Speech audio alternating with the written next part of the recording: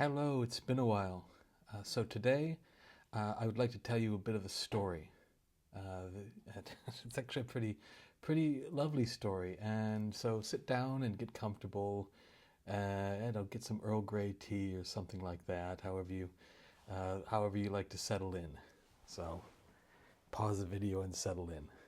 Okay, we're back. So we're time traveling now back to the year 2019. That was a very interesting and momentous year in my life for many reasons. And one of them is this story that I'm about to tell you now. So let's see, how should I tell this? Okay, because it involves a couple things. Well, one, and I'm going to preview this object to you real quick before you... There it is. Now take it away.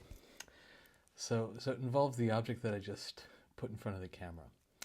And I fancy Rudraksha beads very much.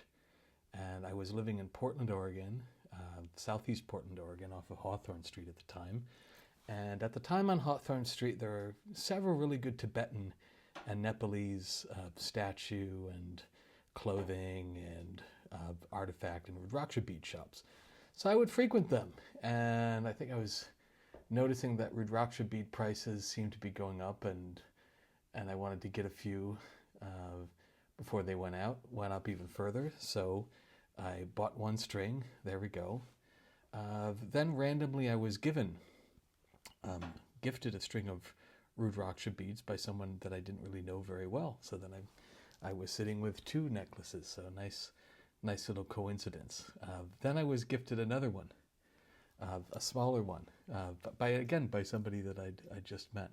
So I had this little streak of coincidences going, and then I took a trip out to Fairfield, Iowa, and then Kansas City.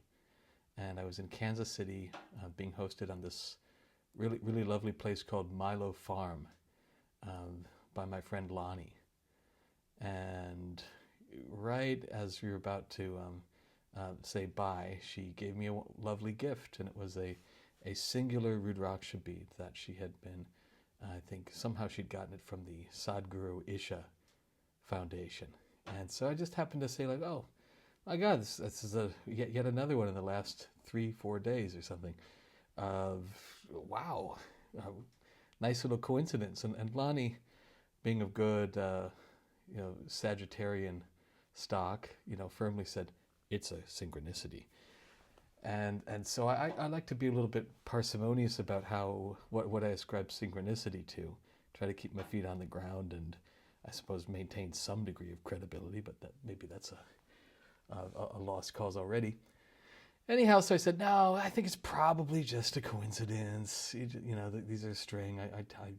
The people I tend to meet and run into, of a certain crowd, and they just happen to be people who want to give me Rudraksha beads. That sort of thing.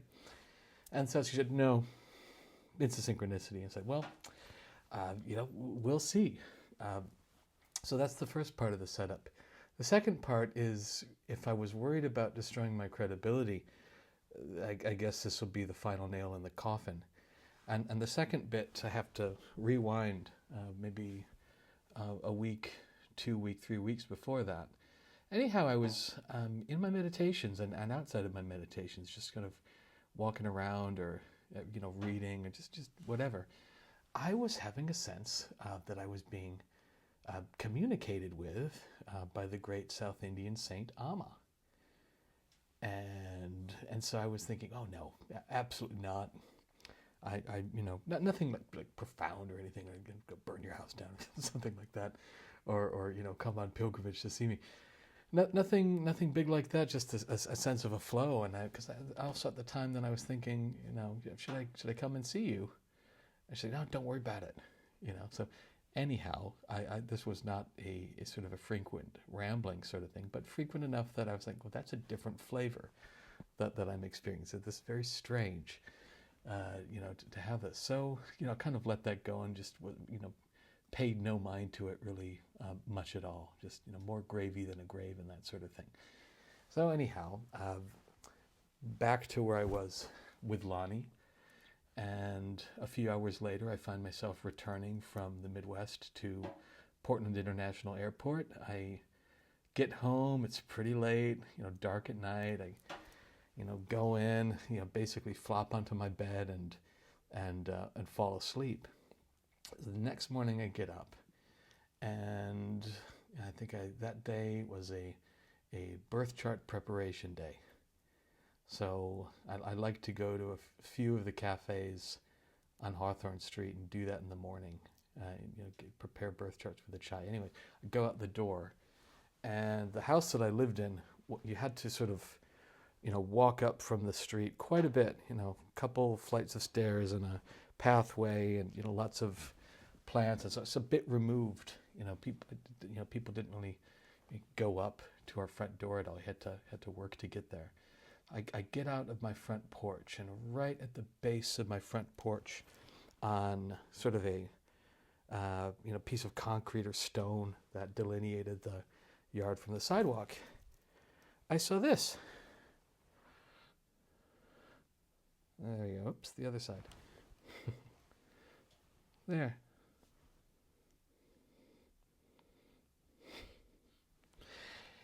And I was like, good Lord. So I was like, I guess Lonnie was right. Because here we have a not only a Rudraksha bead randomly placed, and it was placed. Don't know who did it. I don't think it was anybody in my house at all. And I didn't know anybody who knew where I lived to place such objects there. If somebody sees this and comes forward as the person who placed it there, I'm all ears. Anyhow, it was not only a Rudraksha bead, but it was a picture of Amma. I know these are very common items amongst their devotees. I just didn't think they were very commonly placed on people's steps who happen to, both be deciding whether they're having a synchronicity with Rudrakshas or and thinking that they may be having some kind of connection with Amma. So, anyways, I carry this.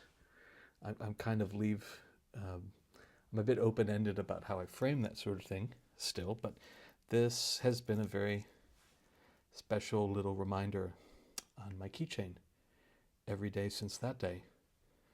Just a little reminder that synchronicity is seeking us out, and that sometimes even a lowly meditation teacher in Portland, Oregon, may be connecting with